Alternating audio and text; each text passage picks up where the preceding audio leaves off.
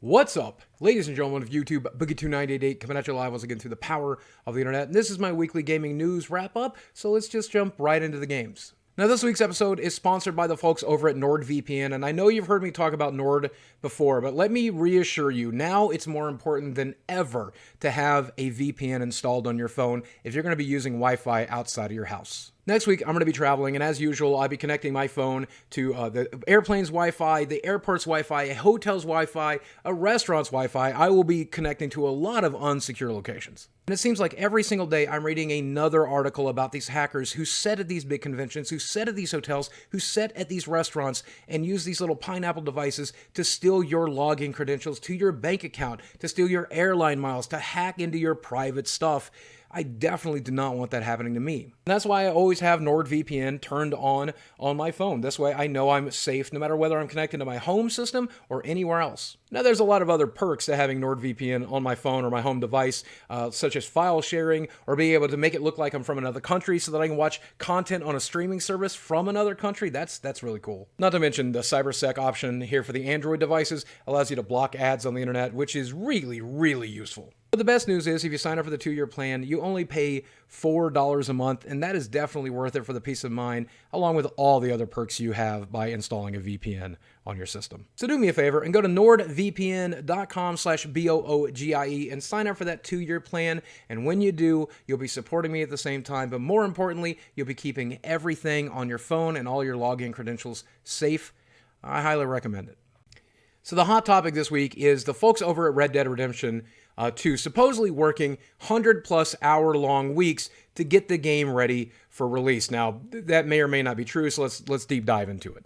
Now, all of these rumors about them working 100-hour weeks starts right here when Dan Houser actually said we were working 100-hour weeks several times in 2018. The finished game including 300,000 animations, 500,000 lines of dialogue, and many more lines of code. Even for each Red Dead Redemption 2 trailer and TV commercial, we probably made 70 versions, but the editors may make several hundred. Sam and I will both make lots of suggestions, as will other members of the team. Now, that quote about 100-hour work weeks definitely got people talking. If you guys aren't aware of this, a lot of game developers really do end up going into crunch time a month or even 6 weeks or sometimes 2 or 3 months before a game is released. And a lot of people have complained about having to work 50, 60, 70, 80-hour weeks. So hearing Rockstar admit that they've done that was really shocking. And it got a lot of people in the industry as well as gamers talking about it. Here's a story from my past. Back when I used to know the developers that were working at EverQuest, they would tell me during crunch time they were working 80, 90, sometimes 100-hour weeks, sometimes never leaving the office,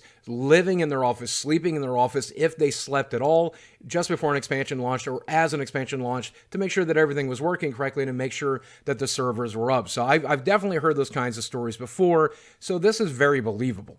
Now, Dan Houser did try to clear that statement up by letting everybody know that that wasn't the case for everybody working at Rockstar. He was only talking about himself and 3 other writers on the lead team who spent about 3 weeks towards the end of the game development for the story, working really, really hard to make sure that was going live. So not everybody at Rockstar is supposedly putting in like slave-like hours, and they certainly weren't doing it for years or even months. They said they were only doing it for about 3 weeks. Full statement is here on the screen if you want to pause and read it, but largely Houser says that he, Mike Unsworth, Rupert Humphreys, Laszlo, and himself had, as they always have, 3 weeks of intense work where they wrapped everything up. Only 3 weeks, not years.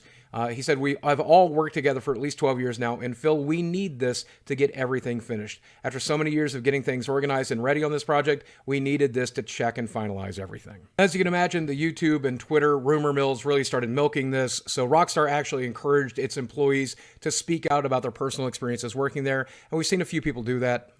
Vivian Langdon, who works at Rockstar, says, I've never worked more than maybe 50 hours a week, and that's a rare occurrence, but I generally work about 2 to 6 hours of paid overtime per week. Danny Bannister says, I've been with Rockstar for 2 years and worked on Red Dead Redemption 2. I've never worked anywhere close to 100 hours a week. There was some crunch, sure, but nothing ridiculous. We worked hard on the game, but we weren't being abused. I think the most I did on Red Dead Redemption 2 was 60 hours for 1 week. And then he followed up by saying, I know for a fact that my lead would have sent me home if I ever attempted 100 hours a week. That's just not how it's done here. However, Tom Faulty, who works at Rockstar North, says, I should probably add my voice to the conversation going on around crunch. We do crunch. I've not seen anybody forced to work 100-hour weeks, but I've definitely seen friends get closer to that figure than is healthy. He added, "I am asked, encouraged, and expected to work overtime, both nights and weekends when coming up to a big deadline. The most I've ever worked in a single week during my nearly 5 years here has been 79 hours, but that was not recently." Personally, I know for a fact that crunch is a thing in the video game industry and just about any other industry. Just before a launch, just before a release, it's absolutely going to happen.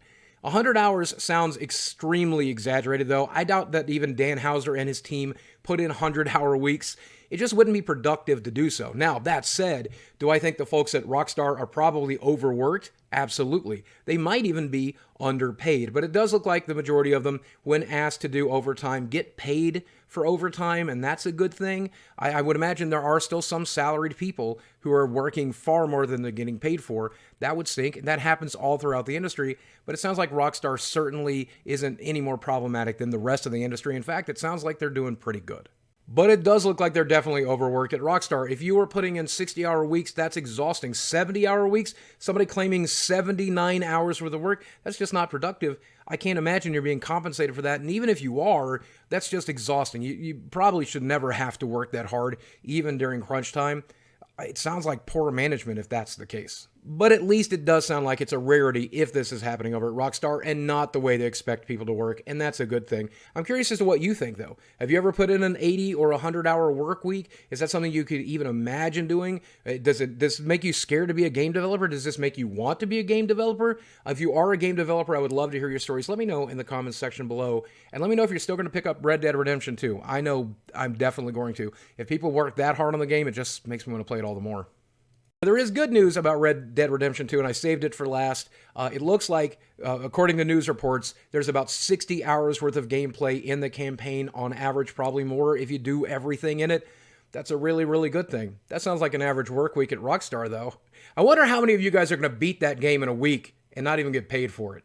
But 60 hours is a lot of gameplay, so I'm looking forward to it. Oh, and one more thing about Red Dead Redemption 2. As you guys know, I generally do not recommend pre-ordering because of bugs and other issues and stuff along that lines, and always waiting till the review. But if you do decide to pre-order Red Dead Redemption 2, you can start preloading that game now, which is good because it looks like the Xbox version of the game is taking up 88 gigs worth of space, and the PlayStation version is listed at being over 110 gigs of space. And in fact, they said the retail version of it might actually be on 2 different discs. So if you plan to get that game digitally, you probably want to start preloading it right about yesterday. Now, in a previous episode of this show, I promised you guys that there would be Diablo 4 news at BlizzCon. The folks over at Blizzard decided to make a liar out of me, apparently. According to this news post by Blizzard, it looks like Diablo 4 will not get announced at the show, which is only a few days away. They say, "We know what many of you are hoping for, and we can only say that good things come to those who wait, but evil things often take longer. We appreciate your patience as our team works tirelessly to create nightmarish experiences worthy of the Lord of Terror. While we won't be ready to announce all of our projects, we do intend to share some Diablo-related news with you at the show." So, who knows, maybe we'll get something, but we're probably not getting a release date. They did say that November 2nd is not only the first day of BlizzCon, but we would get some diabolical news that day. What it'll be, we honestly don't know. I'm going to think maybe a mobile game at this point. It's also the day that the Nintendo Switch version gets released, which I do plan to pick up because I want to play Diablo on the go, even though I've never played it with a controller, never played a console version. Should be a good version, I hope, especially with Ganon as a playable character. But I mean, I guess maybe we'll at least get to see a logo for Diablo 4, but if that game's coming out, I'm thinking 2021 at best at this point.